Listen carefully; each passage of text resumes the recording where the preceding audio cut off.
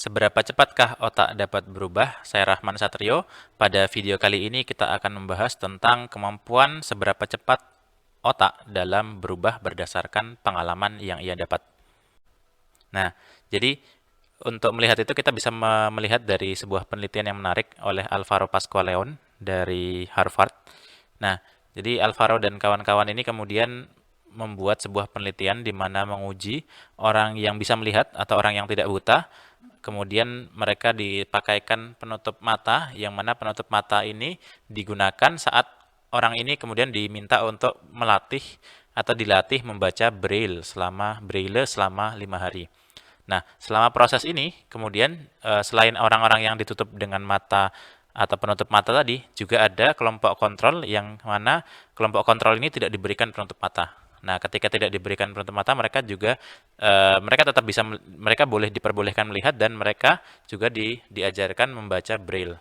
Yang menariknya adalah eh, dari kelompok yang ditutup matanya, kemampuan membaca braille-nya itu sangat meningkat jauh dan jauh lebih bagus daripada orang-orang yang tidak ditutup matanya. Nah, jadi ternyata adalah orang-orang yang tidak dapat melihat, mereka akan lebih fokus menggunakan jarinya untuk melihat membaca braille. Sedangkan orang-orang yang matanya masih terbuka, mungkin dia juga melatih kemampuan membaca braille-nya, tapi kemudian matanya juga masih aktif gitu ya. Nah, setelah di-scan otak mereka, nah pada kelompok perlakuan tadi ternyata otaknya setelah dilihat bagian ketika ketika orang itu melakukan atau membaca braille, ternyata terlihat bahwa bagian visual korteksnya itu direkrut untuk membaca braille tadi.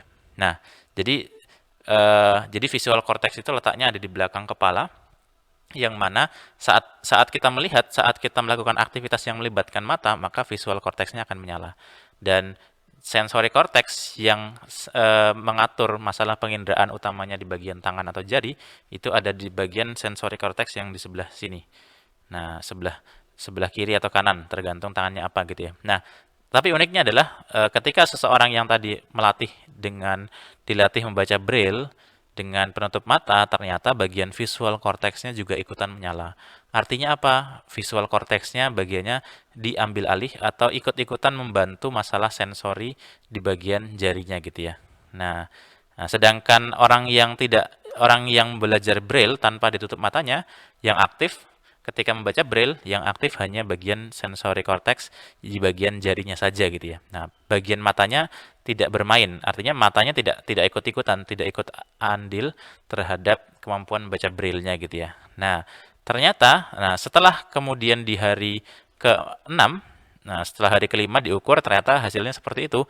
Di hari ke-6, hari selanjutnya setelah para kelompok perlakuan tadi kemudian dibuka penutup matanya dan dipersilahkan membaca braille lagi.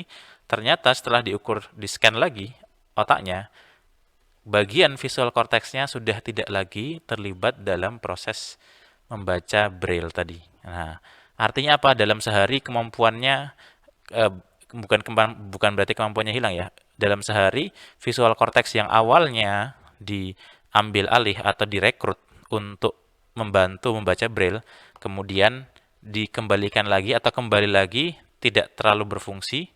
Dan tampak tidak ada perbedaan antara otak orang yang ketika orang yang ditutup dengan orang yang tidak ditutup. Nah, di sini kita bisa melihat bahwa proses neuroplastisitas itu bisa terjadi dalam waktu singkat. Nah, dan dari sini kita juga bisa mengetahui bahwa kenapa neuroplastisitas itu bisa terjadi. Ya, neuroplastisitas bisa terjadi di saat ada bagian otak yang tidak dipakai. Dalam hal ini, dalam penelitian ini adalah matanya, yang mana matanya ini kemudian visual korteksnya, karena matanya tidak dipakai, visual korteksnya kehilangan input atau tidak ada input, sehingga kemudian visual korteks yang dalam tanda kutip nganggur, dia ikut diambil alih, ikut terlibat dalam proses membaca atau mungkin dalam penelitian lain juga dalam proses mendengar. Nah, artinya apa? Jaringan neuron yang tidak dipakai, maka dia akan cenderung diambil alih oleh neuron-neuron yang lebih aktif.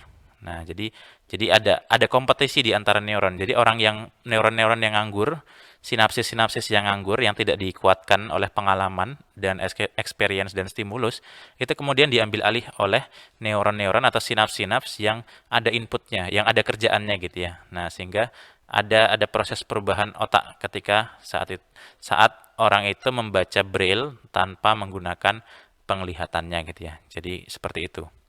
Nah, dari sini kita juga bisa mengetahui kenapa kemudian banyak orang buta yang dia ahli membaca braille. Banyak orang buta yang kemudian dia kemampuan mendengarnya sangat sangat ahli gitu ya, sangat jago gitu ya. Kenapa? Hal ini disebabkan karena apa? Karena bagian visual korteksnya itu sudah direkrut oleh bagian pendengaran, oleh bagian peraba, dan lain sebagainya gitu ya. Karena kenapa? Otak tidak dibiarkan nganggur ya oleh tubuh gitu ya. Jadi otak itu harus digunakan, difungsikan. Jadi otak adalah organ yang sangat berharga sehingga otak kita itu bisa sangat plastis tergantung input apa yang kita masukkan ke dalam otak kita. Kalau ternyata nggak ada input visual, ya sudah tidak perlu lagi digunakan akhirnya yang namanya melihat itu kemudian terletak pada jari-jarinya. Atau terletak pada pendengarannya gitu ya. Kita tahu bahwa ada beberapa orang yang dia seakan-akan bisa melihat tapi hanya dengan menggunakan pendengaran atau echolocation gitu. Tahu tahu lokasi suatu lokasi benda gitu ya hanya dari suaranya gitu ya, pantulan suaranya gitu ya. Nah, ini kemampuan menakjubkan manusia yang mana ini didapatkan karena kemampuan neuroplastisitasnya tadi.